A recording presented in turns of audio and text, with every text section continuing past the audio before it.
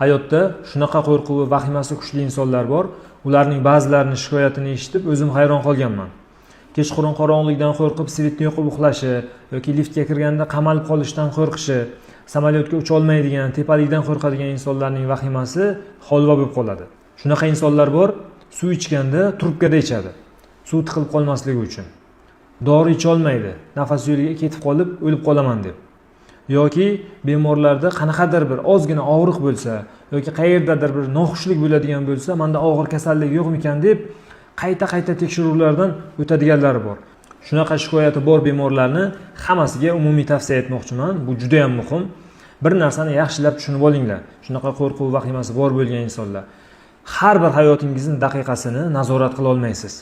Kasal bo'lish, insonni qayerdir og'rishi bu normal holat. Inson tirik ekan, xastalik bilan to'qnashadi. Siz har bitta kuningizni, daqiqasini nazorat qila olmaysiz. O'zingizni taqdirni izmiga qo'yib bering. Allohning qadariga rozi bo'ling. Iloji boricha ko'proq piyoda yuring. Inson ko'p piyoda yurganda qonda endorfin, baxt gormonlari ko'payadi. Xotirjamlik gormonlari ko'payadi. Kortizol, stress gormoni pasayadi.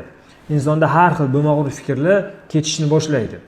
Masalan, insonning qoni 1 minutda butun tanani 1 marta aylanadigan bo'lsa, o'tirgan holatda. Yurganda bu 3 barobar ko'payadi. Bitta uyni 1 marta kirib tozalash qanaqa bo'ladi-yu, 3 marta kirib tozalash qanaqa bo'ladi? Endi 10 marta tozalash qanaqa bo'ladi? Miya ham xuddi shunaqa. Ya'ni qon qancha ko'p yaxshi aylansa, har xil chiqindilardan, bo'lmag'ur xayol fikrlardan shuncha tez tozalanadi. Bular umumiy tavsiya.